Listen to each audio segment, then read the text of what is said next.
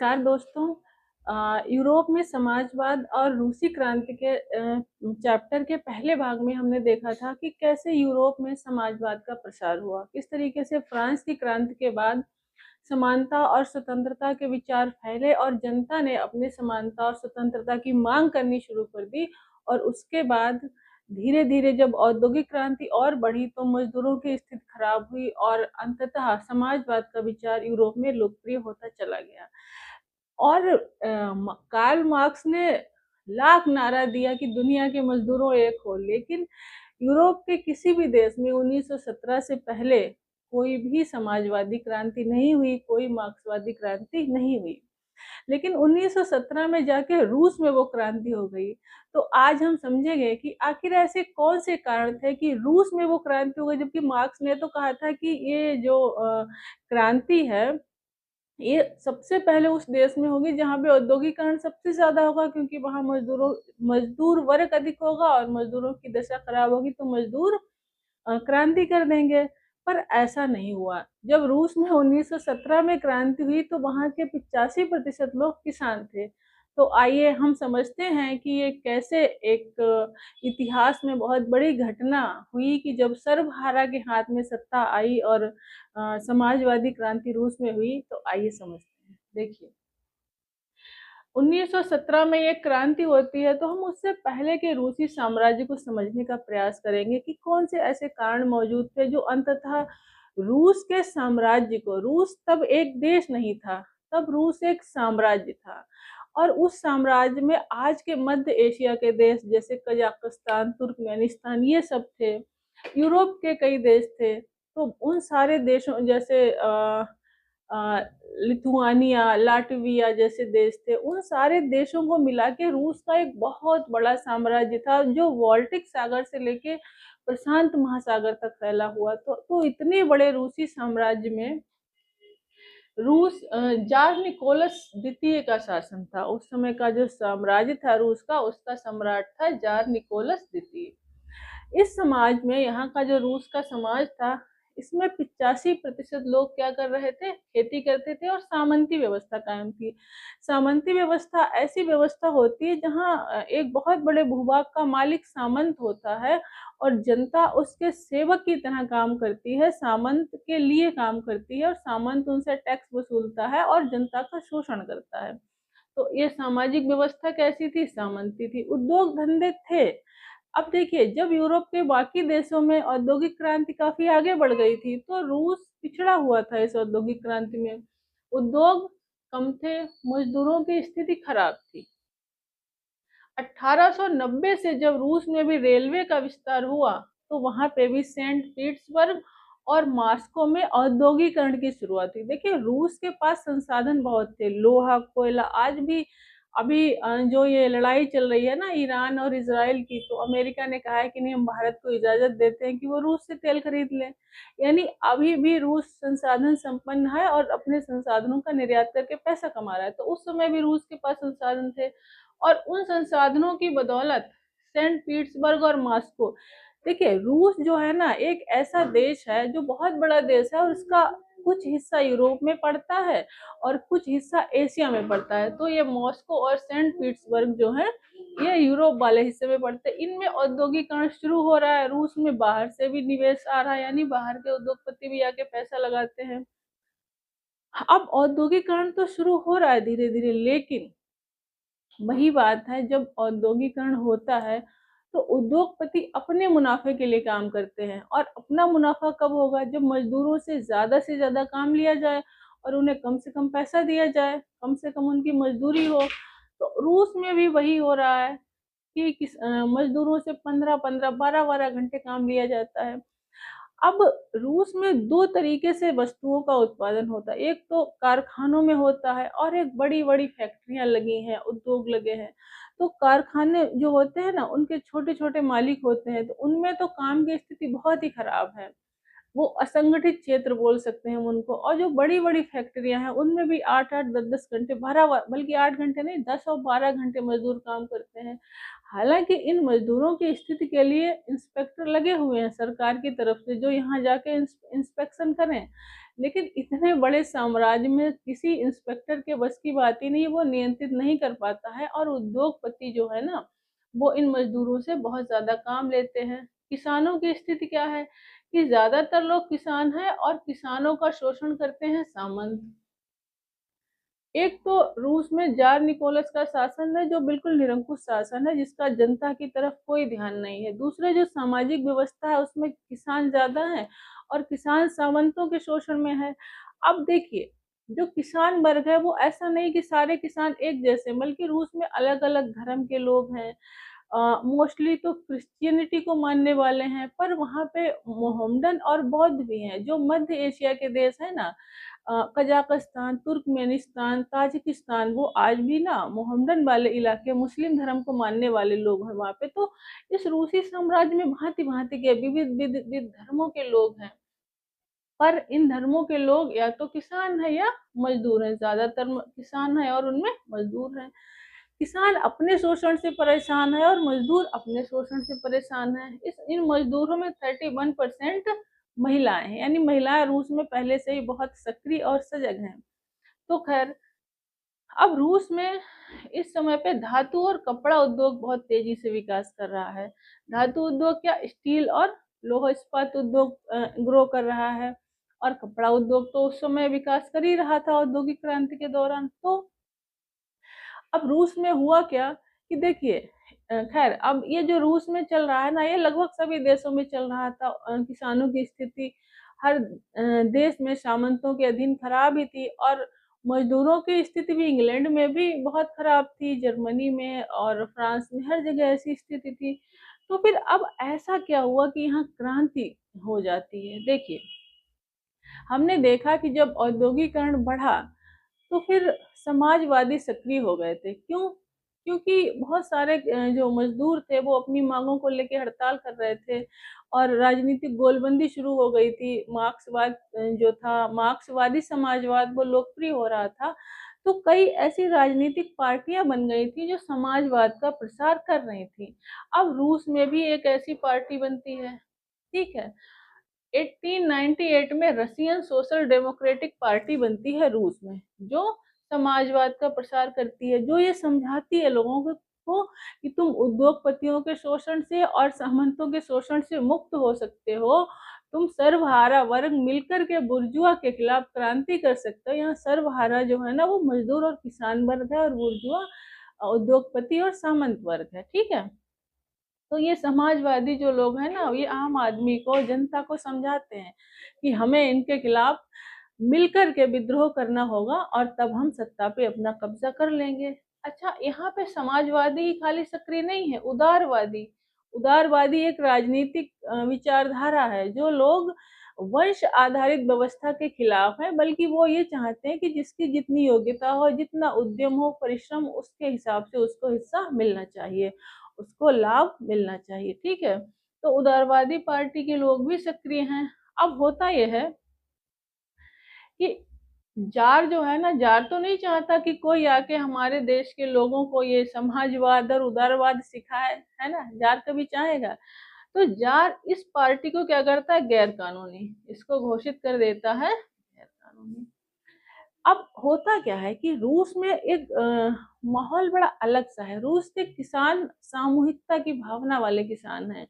वो क्या करते हैं कि स्वयं ही कम्यून को, यानी एक मुखिया को अपनी जमीन सौंप देते हैं, और फिर मुखिया जमीन जरूरतों के हिसाब से किसानों में जमीन को बांटता है। तो एक सामूहिकता का भाव रूस के किसानों में है। और समाजवादियों की बिल्कुल को बहुत खुशी होती है जब वो देखते हैं कि रूस के किसानों में सामूहिकता की भावना स्वयं है और सामंतों के खिलाफ नफरत की भावना है। क्योंकि यही तो उनको चाहिए था कि किसानों में आपस में सामूहिकता हो और जिसके खिलाफ विरोध करना है उससे नफरत हो। तो ये चीजें रूस के समाज में मौजूद थी। तो इस बात से क्या था कि खुश होकर के समाजवादियों ने ग्रामीण लेवल पे काम करने के लिए सोशलिस्ट रेवोल्यूशनरी पार्टी बनाई। कौन सी पार्टी बनाई? सोशलिस्ट रेवो। ये पार्टी क्या कर रही है? ये कह रही है कि सामंतों से जमीन छीन के किसानों को सौंप दी जाए। अब जो किसान इतने परेशान हैं सामंतों के शोषण से, जो मजदूर इतने परेशान हैं उद्योगपतियों के शोषण से, और जो जनता इतनी तंग आ चुकी है इस जार निकोलस के शासन से, उसको एक रास्ता मिला है। उसको उसने एक सपना देखा है कि अब हम आज़ाद हो सकते हैं अगर हम समाजवादी क्रांति करें। लेकिन फिर भी क्रांति हो जाना और क्रांति के बारे में सोचना दो अलग-अलग बातें हैं। जो क्रांति हो देखिए, क्रांति के लिए माहौल तो बहुत दिनों से बनता है, लेकिन एक तत्कालिक घटना होती है कि लोगों का आक्रोश चरम पे आ जाता है और फिर क्रांति हो जाती है। तो देखिए, यहाँ से यहाँ तक क्या हो रहा है कि रूस में एक माहौल बन रहा है कि अब यहाँ क्रांति की संभावना बन रही है, ठीक है? पर क्रांति हो कैसे जाती है, हम उसको समझते हैं। होता यह है कि 1904-5 में रूस का युद्ध होता है जापान के साथ, और जापान रूस के मुकाबले क्षेत्र में बहुत छोटा है, बिल्कुल छोटा सा देश है, और रूस एक बहुत बड़ा साम्राज्य है। लेकिन उस युद्ध में जापान हरा देता है रूस को, और रूसी जनता को बहुत खराब लगता है। रूसी लोगों को लगता है जापान से हार गए हम, बताओ, है ना? जैसे हमारे यहाँ पाकिस्तान से अगर हम हमारी क्रिकेट टीम हार जाती है तो हमें बहुत बुरा लगता है, ऑस्ट्रेलिया से हार जाए तो इतना बुरा ना लगे चाहे।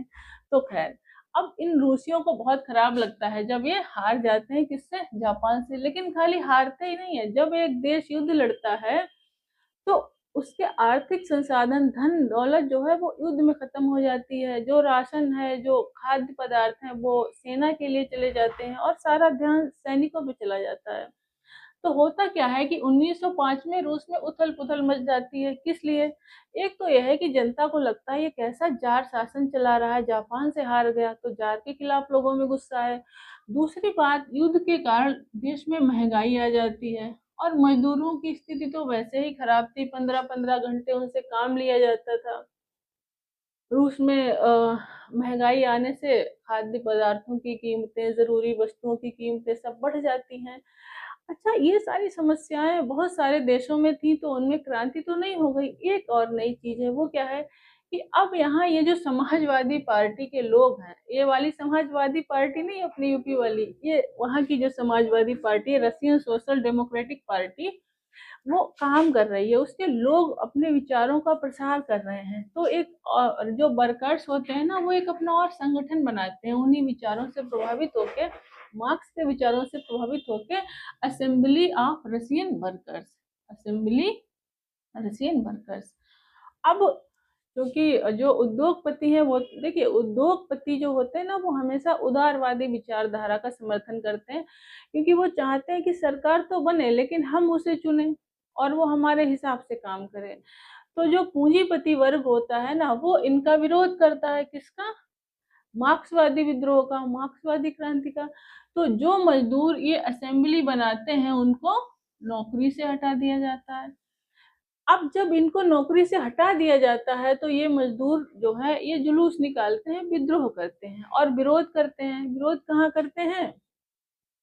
Winter palace. देखिए, जब देश में या साम्राज्य में कोई घटना घटती है तो ये मानती है जनता कि अब राजा इसमें हस्तक्षेप करे, देश का प्रमुख इसमें हस्तक्षेप करे। तो ये जो मजदूर हैं, ये विंटर पैलेस, यहाँ जो जार निकोलस का आवास है, जहाँ वो रहता है, वहाँ एक अपना जुलूस निकालते हैं, और इसका जुलूस का नेतृत्व कर रहे हैं पादरी गैपोन।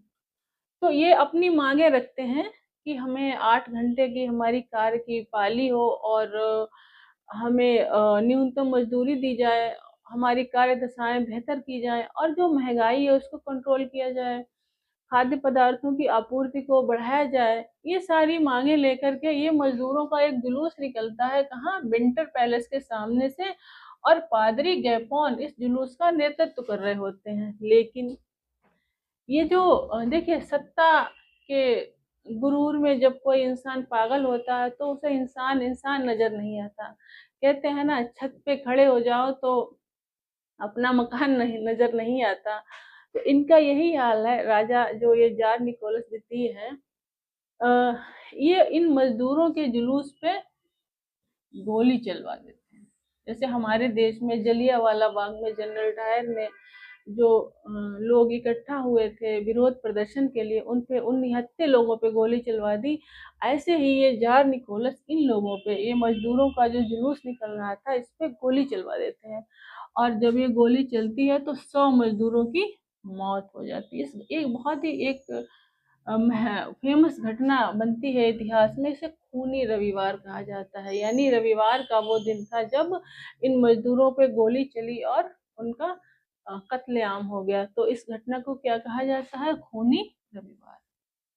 अब जब ये घटना जनता को पता चलती है तो ये महंगाई से, गरीबी से, बेरोजगारी से जो परेशान रूसी साम्राज्य के लोग हैं उनका खून खौल उठता है। उनको लगता है कि हम जो अपनी वाजिब मांगे मांगने गए थे और तुमसे कहने गए थे, उन लोगों के खिलाफ तुमने गोली चलवा दी। तो पूरे रूस में क्रांति भड़क उठते हैं लोग, और पूरे रूस में आक्रोश पनप जाता है। इस आक्रोश के कारण अब जार निकोलस को लगता है कि ये तो मामला लगता है हाथ से निकल जाएगा, तख्ता पलट हो जाएगा। तो वो इन लोगों की कुछ मांगे मान लेता है। कौन सी मांगे? ये फ्रांस की क्रांति वाली ही मांगे हैं कि हमें क्या चाहिए? राजा के ऊपर नियंत्रण हो, और नियंत्रण किसका हो? संसद का हो। संसद को रूस में ड्यूमा कहते हैं। तो ये कहते हैं कि अब हमें क्या चाहिए? हम निरंकुश राजा के शासन में नहीं रहेंगे। हमें ऐसा राजा नहीं चाहिए जो अपनी मर्जी से शांतिपूर्ण जुलूस पे गोली चलवाता है, बल्कि हमको निर्वाचित संसद चाहिए जिसके कानूनों के आधार पे राजा को चलना पड़े। तो राजा जार निकोलस द्वितीय जो है सम्राट हैं, उनको लगता है कि अभी जो है माहौल ठंडा होने दो, थोड़ा मान जाते हैं। तो वो इस बात के लिए अपनी सहमति दे देते हैं और ड्यूमा का गठन यानी संसद का गठन कर लिया जाता है। लेकिन देखिए, कोई भी आंदोलन हो, कोई जुलूस हो, जनता का आक्रोश हो, उसकी भी एक सीमा होती है और कुछ दिनों के बाद वो ठंडा पड़ने लगता है। अब जैसे ही जार निकोलस द्वितीय देखता है कि जनता का गुस्सा ठंडा हो गया, लोग अपने अपने काम पे आ गए हैं, वैसे ये ड्यूमा को भंग कर देता है। 75 डेज के अंदर ही ड्यूमा को बर्खास्त करता है और फिर अपने असली रूप में आ जाता है, फिर निरंकुश हो जाता है।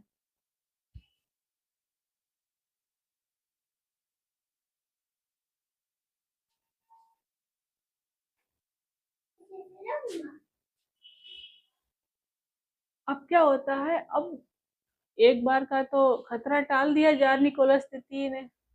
1905 का जो खूनी रविवार वाली जो घटना हुई थी और 1905 की क्रांति हुई थी, उसका तो अंततः दमन कर दिया सम्राट ने।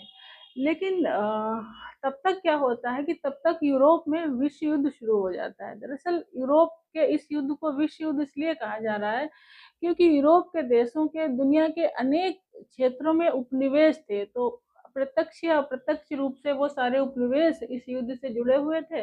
इसीलिए 1914 के इस यूरोप के युद्ध को विश्व युद्ध कहा जाता है। अब इस विश्व युद्ध में एक तरफ केंद्रीय शक्तियां हैं जिसमें जर्मनी है, ऑस्ट्रिया है और तुर्की है। दूसरी तरफ मित्र राष्ट्र है जिसमें इंग्लैंड है, फ्रांस है और रूसी साम्राज्य है। तो रूसी साम्राज्य का जो जो रूसी साम्राज्य है, जो जार निकोलस द्वितीय है, वो इन मित्र राष्ट्रों की तरफ से यानी इंग्लैंड और फ्रांस की तरफ से युद्ध में कूदता है। तो शुरू में लोग जार का समर्थन करते हैं कि चलो युद्ध लड़ा जा रहा है, हम भी जीत जाएंगे। लेकिन होता यह है कि जार जो है पहले तो युद्ध में देखिए, मैंने कहा था ना कि ड्यूमा को भंग कर देता है, लेकिन तीन ड्यूमा थे। जैसे हमारे देश में संसद होती है तो उसके दो सदन होते हैं, राज्यसभा और लोकसभा। तो यहाँ पे भी इसके तीन सदन थे। तो पहले और दूसरी को तो इन्होंने बर्खास्त कर दिया था, लेकिन एक सदन बचा रह गया था। तो अब ये जार निकोलस द्वितीय बिल्कुल निरंकुश हो जाता है और ये इससे भी सलाह नहीं ले रहा है। जो कुछ सलाहकार बचे हुए हैं उनसे भी सलाह लेना बंद कर देता है। और सलाह किससे ले रहे हैं लोग? ये अपनी पत्नी से सलाह लेते हैं, जो कि जर्मन मूल की है, अलेक्जेंड्रा जिनका नाम है। और इनकी पत्नी के एक सलाहकार हैं रासपुतिन। पत्नी इनकी उन रासपुतिन से सलाह लेती हैं। तो चूंकि रूस के लोग देख रहे हैं कि वो तो जर्मनी के खिलाफ लड़ रहे हैं, तो जर्मनी के खिलाफ जर्मन विरोधी भावनाएं भड़क जाती हैं। और जो जार है ना, उनकी पत्नी के खिलाफ भी लोग भड़क जाते हैं क्योंकि वो जर्मन मूल की हैं। और जो उनका वो सलाहकार है राजपुतिन, उसके खिलाफ भी लोगों में गुस्सा है। इस तरीके से जो जारशाही है वो अब जनता में अलोकप्रिय होने लगती है, यानी जार के प्रति लोगों का गुस्सा बढ़ने लगता है। और क्या होता है? और देखिए, रूस में जो से रूस की जो सेना लड़ रही थी ना, वो यहाँ फ्रांस वगैरह इंग्लैंड के क्षेत्र में तो वो लोग जमीन में बनी हुई जो स्थान थे, जो खाइयां थी, उनमें से लड़ रहे थे, सेफ्टी के साथ लड़ रहे थे। लेकिन जो पूर्वी मोर्चा था, जो रूस वाला मोर्चा था ना, वहां पे सैनिक जमीन पे खड़े होकर लड़ रहे थे। और इन जर्मनी और ऑस्ट्रिया की सेनाओं ने रूसी सेनाओं के छक्के छुड़ा दिए। मान लीजिए कि जैसे ये रूस है, अगर ये बहुत बड़ा रूस का साम्राज्य है, तो जर्मनी और ऑस्ट्रिया की सेनाएं यहाँ रूस में घुस आई थी यहाँ, और ये लोग पीछे हट रहे थे। रूसी सैनिक पीछे हटते हटते ये इतना पीछे हटे, तो इस लड़ाई में 70 लाख, 1917 तक 70 लाख सैनिक मारे गए थे। 70 लाख सैनिकों की मृत्यु हो गई।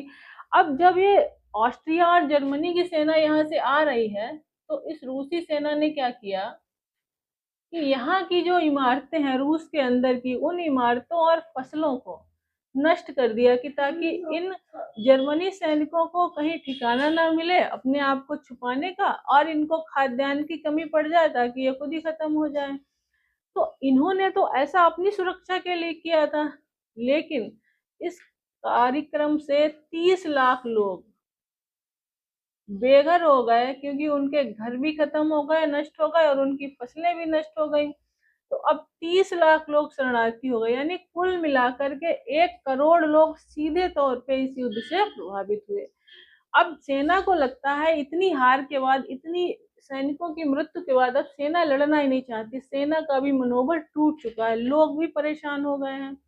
और रूस की जो औद्योगिक स्थिति है, आर्थिक स्थिति है, वो भी कमजोर है, क्योंकि उद्योग धंधे बंद हो गए हैं। और क्योंकि सारे सैनिक कहाँ, सारे जो मर्द हैं वो युद्ध में झोंक दिए गए हैं। अब जो बहुत जरूरी, देखिए खाद्य, अब होता क्या है कि खाद्य पदार्थों की भी कमी पड़ गई है। क्यों? क्योंकि खाद्य पदार्थ सेना के लिए चले गए हैं, और उसी वर्ष रूस में ठंड बहुत पड़ी है, तो फसल भी नष्ट हो गई है। अब रूस की स्थिति बहुत खराब है, लोगों को रोजी रोटी के लाले पड़े हैं, 2 वक्त की रोटी के लाले पड़े हैं। तो रोटी की दुकानों पे आटे के लिए विद्रोह हो रहे हैं, रूस की स्थिति इतनी खराब हो गई है। अब क्या होता है, अब रूस के जो मजदूर हैं, तो मजदूरों की और किसानों की सबकी कंडीशन खराब है। लेकिन वो मजदूर तालाबंदी कर देते हैं फैक्ट्री में। मजदूरों को जब खाद्यान्न की कमी, देखिए ये नेवा नदी होती है रूस में, पेट्रोग्राड, ये सेंट पीटर्सबर्ग का नया नाम रखा है लोगों ने, क्योंकि सेंट पीटर्सबर्ग नाम था जर्मन नाम। तो पेट्रोग्राड जो है ना, वो नेवा नदी के तट पर बसा हुआ शहर है। अब नेवा नदी के उत्तर में ये विंटर पैलेस है, जहाँ जार रहता है, सरकारी इमारतें हैं जहाँ ड्यूमा की बैठक होती है। और इसके दक्षिण में ये मजदूरों के घर हैं, कारखाने हैं, यानी ये विभाजन है, ये वीआईपी क्लास है और जनसाधारण है। तो इस वाले इलाके में खाने की कमी पड़ जाती, खाद्यान्न नहीं है, तो आक्रोश में आके मजदूर यहाँ पे ये हड़ताल कर देते हैं, तालाबंदी कर देते हैं। जब ये सारी हड़तालें और तालाबंदी की जाती है मजदूरों के द्वारा, तो जार आदेश देता है कर्फ्यू लगा दिया जाए। कर्फ्यू लगाने से और सेना के नियंत्रण से इस भीड़ को, जो ये लोग आए थे हड़ताल करने, इनको तितर बितर कर दिया जाता है। जार सोचता है कि है ना, इनको हटाओ, अभी तो हम युद्ध में उलझे हुए हैं। लेकिन तब तक क्या होता है कि लोग, जार को समझ में ही नहीं आ रहा है कि थोड़ी सी भीड़ नहीं है, कि बल्कि पूरे साम्राज्य का, जनता का, सिपाहियों का, सबका मनोबल टूटा है और सब परेशान है। तो ये भीड़ को तितर बितर किया तो जाता है कर्फ्यू लगा के, लेकिन लोग फिर से इकट्ठा होने लगते हैं, और पूरा जो रूस की जो जनता है ना, वो विद्रोह करने लगती है। और जब ये विद्रोह विंटर पैलेस की ओर बढ़ता है, तो जार फिर से आदेश देता है सिपाहियों को, अपने सैनिकों को, कि गोली चला दो इनके ऊपर। लेकिन अब सिपाही युद्ध लड़ते लड़ते तंग आ गए, उनकी समझ में आ गया है कि जार की कोई बात नहीं माननी है, और जनता रूस की इस जार से परेशान आ गई है।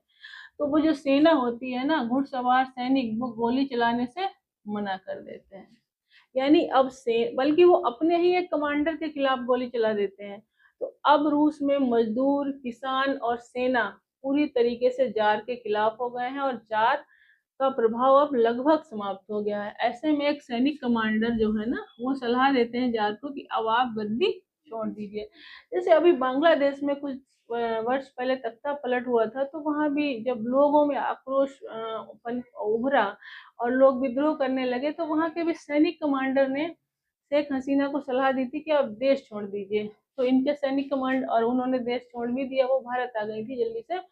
तो इनके सैनिक कमांडरों ने क्या कहा कि आप गद्दी छोड़ दीजिए। इनको समझ में आ गया था कि हमारी कोई औकात नहीं है, सेना और जनता सब इनके खिलाफ खड़े हो गए थे। तो इन्होंने फिर अंततः, इनकी मजबूरी हो गई, कोई रास्ता नहीं बचा और इन्होंने गद्दी छोड़ दी। अब क्या होता है, अब रूस में अंतरिम सरकार का गठन होता है। इस अंतरिम सरकार में भूस्वामी हैं, सैनिक अधिकारी हैं और उद्योगपति हैं। यानी अब रूस में जार का तो शासन समाप्त हो गया, लेकिन अभी समाजवादी क्रांति नहीं हुई है, समाजवादी लोगों की सत्ता स्थापित नहीं हुई है। बल्कि ये लोग कौन सी विचारधारा के समर्थक हैं, ये तो उदारवादी विचारों के समर्थक है ना। तो इन लोगों ने बना ली है अंतरिम सरकार। यानी रूस में चीजें अभी थमने वाली नहीं है, अभी और क्रांति रूस में होना बाकी।